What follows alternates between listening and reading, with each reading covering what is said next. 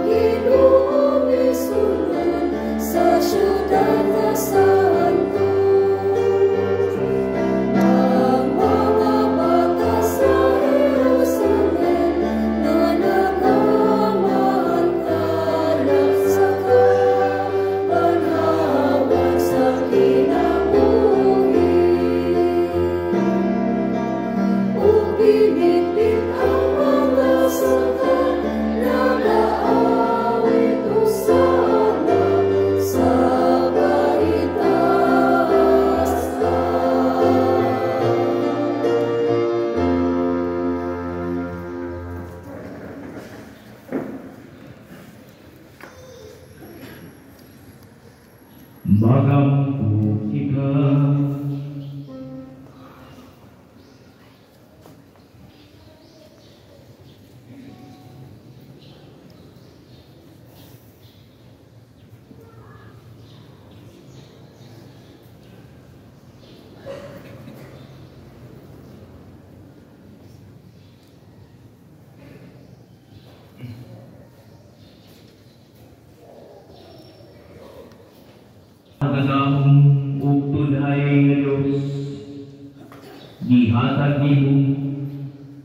sa mataw si Kristo ang manlubos, nga sumundon sa impit nga pagpaubos. Gituman niya ang iyong pagbuot, pinaagi sa pagkatao, ug pagpatamatay dito sa Diyos. Ibuha kami na iyong mga saksi at ubangan sa mga tao pinaagi sa pagsunod sa iyong panagingan. Makihunta kami ngangay sa pag-ampi sa iyang pagkabadhaw.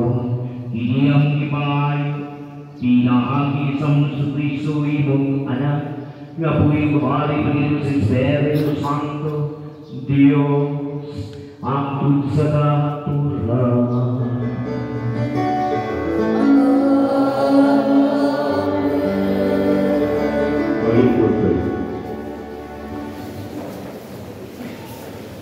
Ako sa Ginoong Diyos sa angay kong isulti, aron may balo akong mudasig at itong ikapuyan.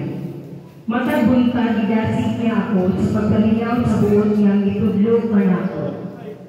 Giablihan sa Ginoo ang akong salabutan, ug wala akong musupil ni ubiya kaniya. Gipatarap ko ang akong likod niadtong buot muhampak kanako, ug ang akong aping ngadto sa mga milagnon sa akong bungod. Wala ko ilingiw ang akong naong sa nagbugal-bugal ug nagluwa kanako. Kay tabang man kanako ang Ginoong Diyos, busa wala ako maunsa. Ug gitaon ko ang akong naong ingon sa batong bantilis, ug nasayod ako nga dili gayud ako maulawan.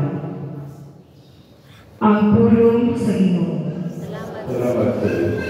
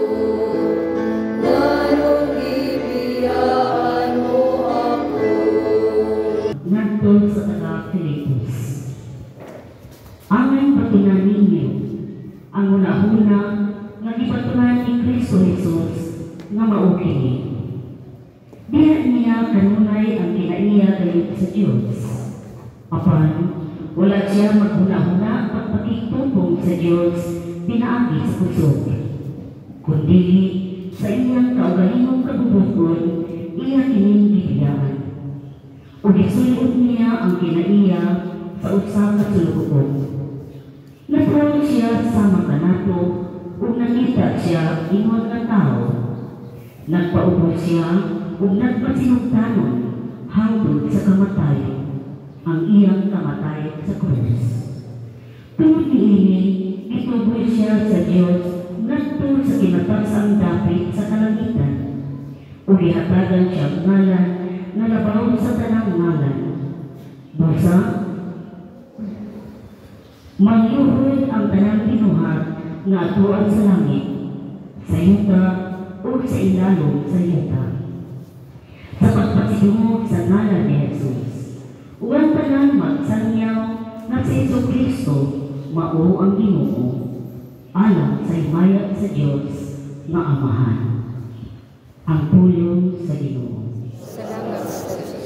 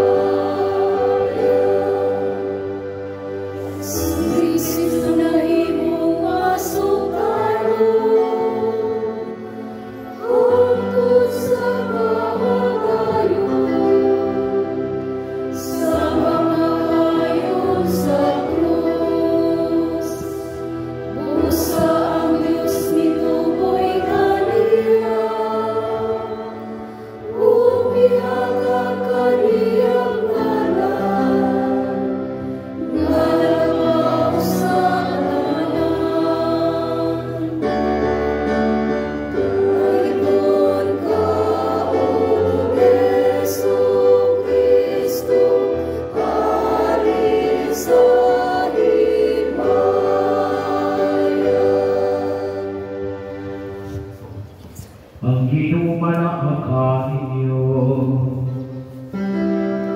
Manap sa kanimo.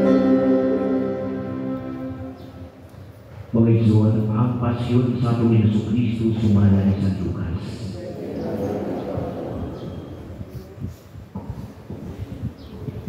Sa pag-abot na sa takna, nitambong si Jesus sa kananan, uban sa mga apostoles, ug niingon siya kaniya. Dako kaayo ang akong tinguha sa pagkaon uban ganinyo nilipay hapon sa pagiging sa pagsaylo sa dili pa ako mag-antos kay supihan ko mo nga dili kat na gayon akong mukhaon dili hangtod nga hibuon kini dito sa ginharian sa Dios. Unya gikuha ni Jesus ang kupa ug nagpasalamat siya sa Dios ug niingon. Dawa na ini ug bahina ninyo kay sugihan ko kamo kasukan karon dili na ako moinom ni bino hangtod nga maabot ang ginharian sa Dios.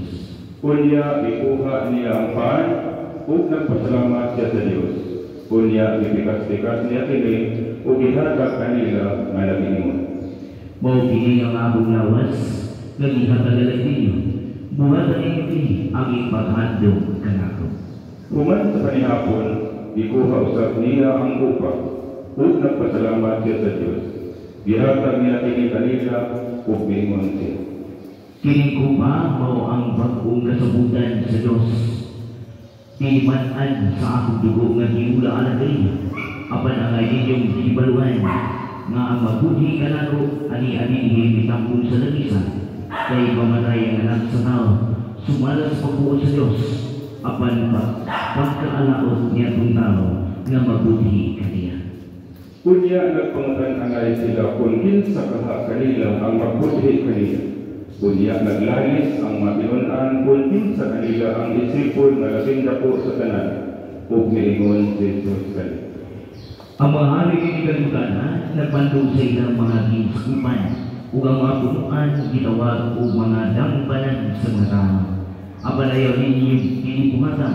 Ginunuha ang labing dako kanyong kinahanglan magpagkasama sa pinamanggulan ug ang Pangulo kinahanglan magpagkasama sa suluhon.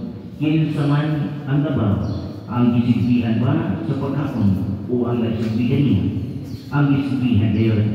Apan ako aniya nagsigbi kanino. Miulong kabukan ako sa tanang mga pagsulay nga akong nangyan. Ug ingon nga ang akong amahan naghatag ka nako og katuon sa paghari. Himuon ko sa kaninyo ang samang kasabutan. Mga awang mo, ug mangitom, dito sa akong bisa sa akong hirian. Ug manglingkod unya kamo sa mga trono, aron paghukom sa napulog duha ka banay sa Israel. Simon, pagbatay si Satanas, gitugunan sa pagsulay kaninyong tanan. Ingon sa usa ka mag-uuma nga maglain sa trigo gikan sa uron. Apan nagampo ako alang kanimo, Simon. Aron dili mabuntog ang imong pagtuo, ukon may balik na ikaw kanako, kinahanglan likudon mo ang imong mga igsoon. Si Pedro mitubag. Ginoo, andam ako pagkunaw kanimo hangtod sa bilangguan ug sa kamatayon. Ug miingon si Jesus. Sultihan ko ikaw, Pedro, nga dili butugtugaon ang manok nining adlaw sa dili mo pa ako ilipod sa makasulong. Unya miingon si Jesus kaniya. Sa dihang ipadala ko kamo, kani ang ito nga walay dalang puyo ni Puntay o walay sa Darias, may nagkulang mga kaninyo. Wala kayo. Apan karon, Miingon si Jesus.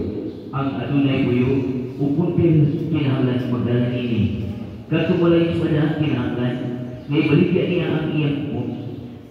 Ug ang halin ipalit ug ispada, kay sugihan ko kamo, nga ang bangin sa kasulatan niya iwan, gitipon siya sa masilan.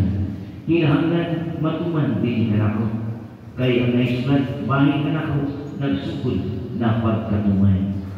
Ang mga tinunan miingon. Tanawa, ani ay duha ka espada. Ug mitubag siya.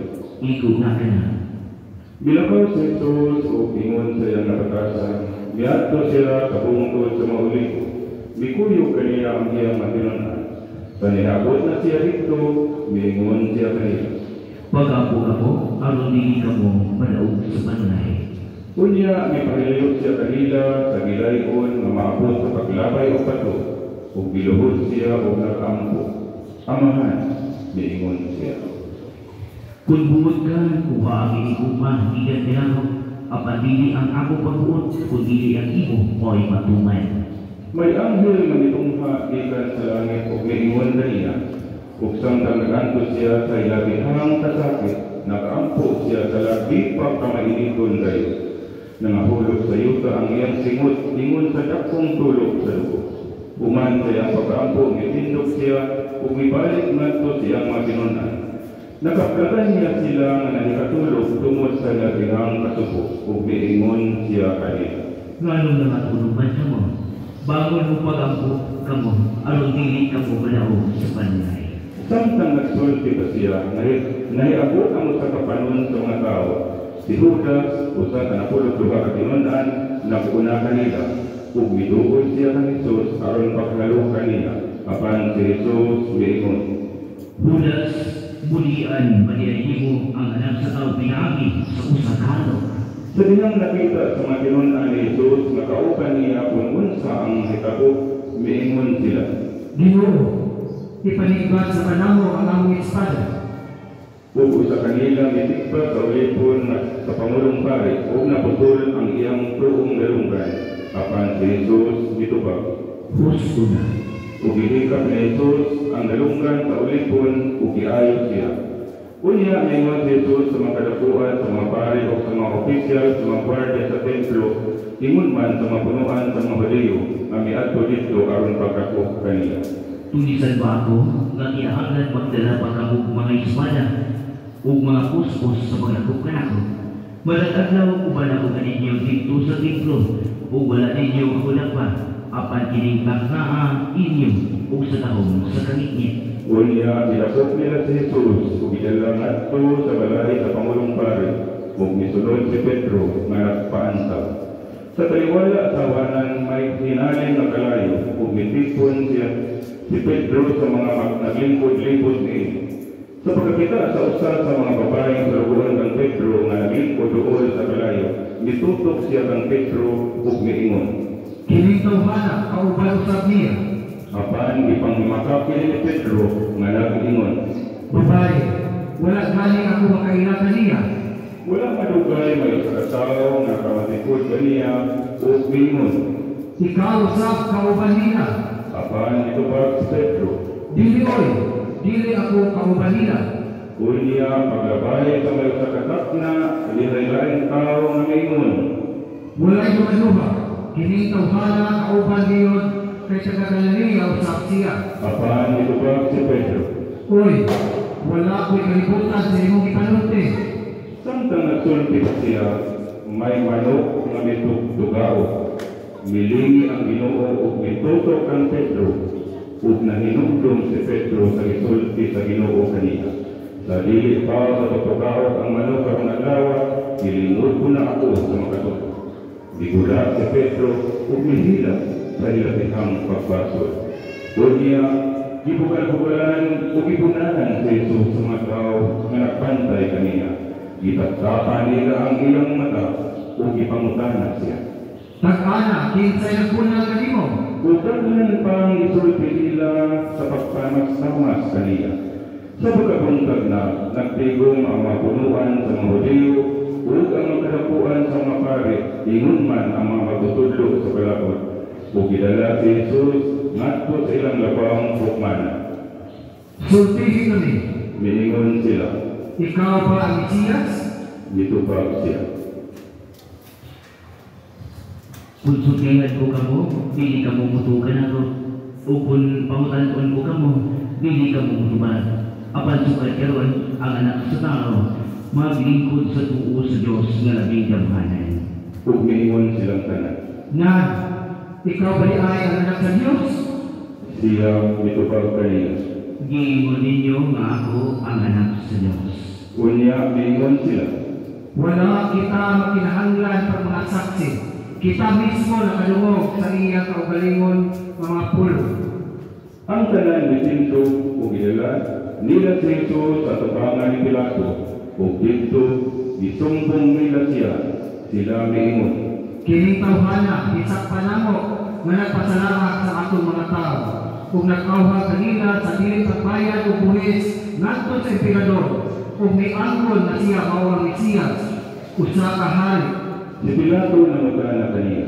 Ikaw ba ang hari sa mga Hudyo? Si Jesus itubag. Giingon mo. Unya miingon si Pilato sa mga kadapuan, sa mga pari o sa mga tao. Wala ako'y nakaplagang katarungan na sinutan kay tawhana. Apan nisamot Ginoon sila sa pag-ingon. Nagpasiog na siya kagubot sa mga tao tungod sa iyang pagtulunan. Nagsugod siya sa Galilea, kunya nilibot sa tibuok Judea, o karon ani ana dinhi.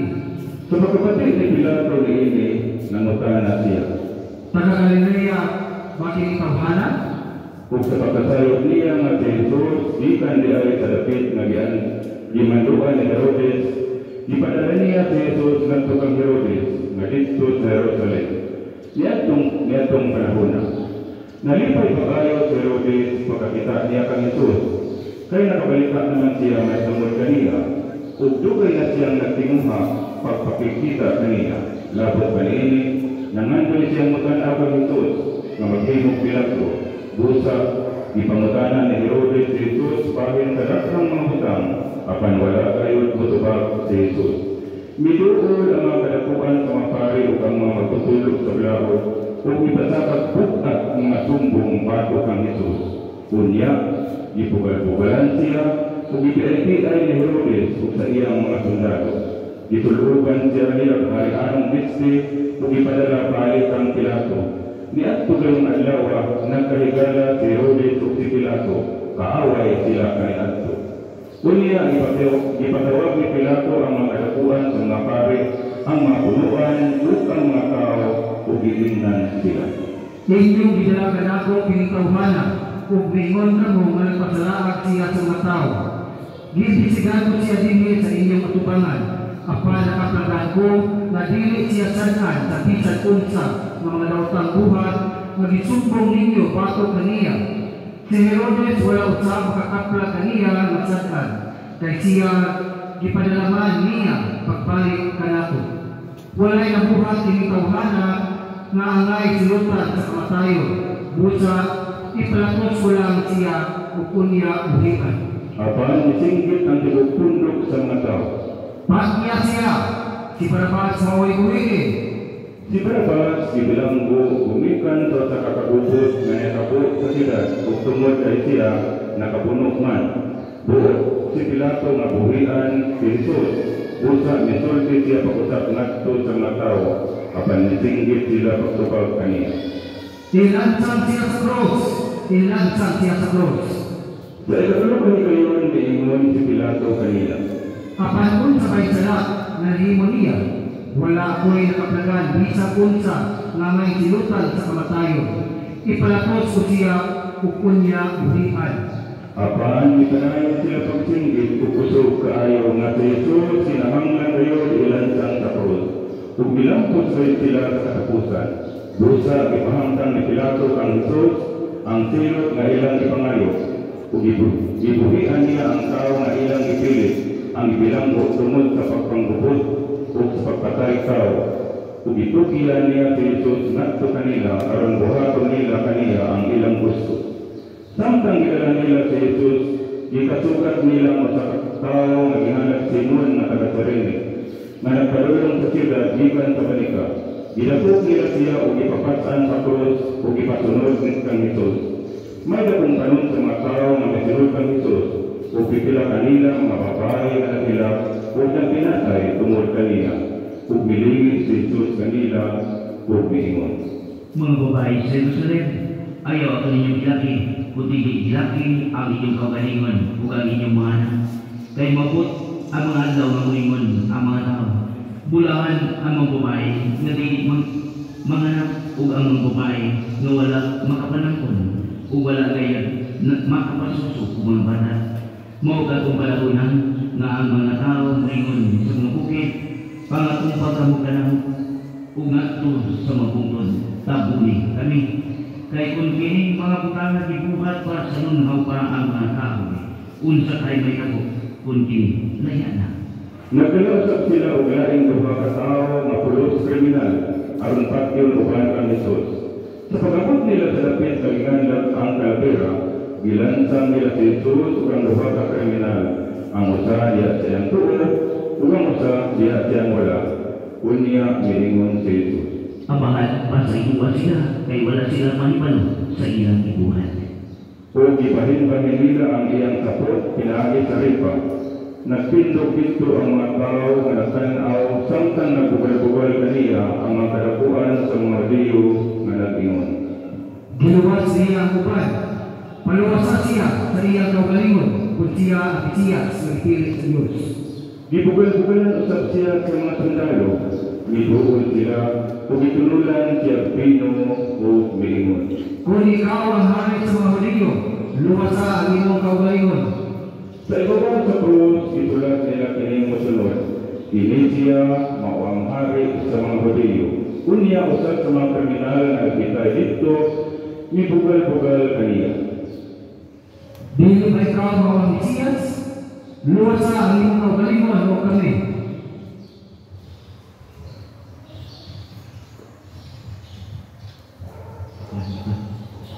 Kapag ipadlong siya sa kauban na iingon wala ka pumahadlok sa Diyos, kita niya rin ni gisilutan sa maurang silot. Apan ang silot na atong duha, ang ay kanato. Kaya gisilutan man kita sipo sa atong nabuhat. Apan siya wala sala, ug miingon siya kang Jesus. Wala pa kang mahadlok sa Diyos. Kita ani ading gisilutan sa maurang silot. Apan ang silot na atong duha, ang ay kanato ni gisilutan na kita. Sibo sa atong nabuhat, apan siya walay sala. Umingon si Jesus kaniya. Jesus, dinundumi tao ako kung maghari ka na. Miingon si Jesus kaniya. Sutihan mo ikaw, karugadawa at tusa sa paraiso, uban ka na. Mga alas 12 ang takna sa lihang mihunong pagdanag ang adlaw o bitapon ang kangit-ngit sa tibok kayutaan hangtod sa alas 3. Ug napikas ang tagal dito sa templo. Unya misinggit Jesus pagpusok. Amahan, itunghed ko sa imong mga kamot ang akong Espiritu. Human siya nakasulti ni Iye, namatay siya. pangluhod sa mga dali.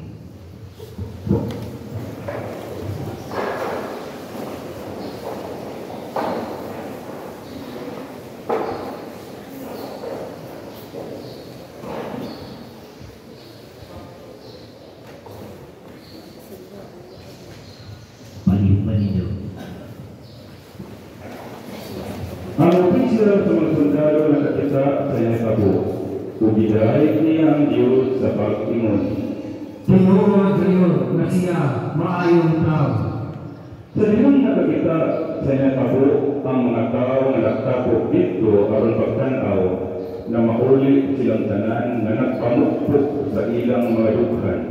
Ang tanan kailan ni Jesus, lakip ang mga babae nga misunod kaniya sukat sa Galilea, napaantar dito ang pagtanaw ni ining mga utama. May tao nga ingan Jose nga taga-Arimatea o sa kalungsod sa mga Hudyo, maayo kung ganan siya nga pagkatao kung napaabot sa paghari sa Diyos. Kung pisantuot sakop siya sa labang hukmanan sa mga Hudyo, wala siya mauyong sa ilang hukom o sa ilang ibuhat. Niadto siya ng Pilato kung ipangayo niya ang lawas ni Jesus. Kunya gikuha niya ang lawas gikan sa krus ug iputos niya sa hapon ng malino ug ibutang sa kalunganan nga gilungag diha sa bato usa ka kalunganan nga wala pa gayud magamit. Adlaw kadto sa pagpangandam ug hapit na magsugod ang adlaw ng ipapahulay. Ang mga babae nga misunod kang Jesus sukad sa Galilea gikuyog kang Jose ug nakita nila ang lubnganan ug giunsa paglubong dito ang lawas ni Jesus. Kunya na mauli sila ug ilang giandam ang mga pahungod ug ang mga igbitihok sa iyang lawas. Nianang adlaw ipapahulay na mahulay sila sumala sa disugo sa balaw. Mga isuon ang pasyon sa atong Ginoong Jesucristo. Dahil ko ikaw, Kristo.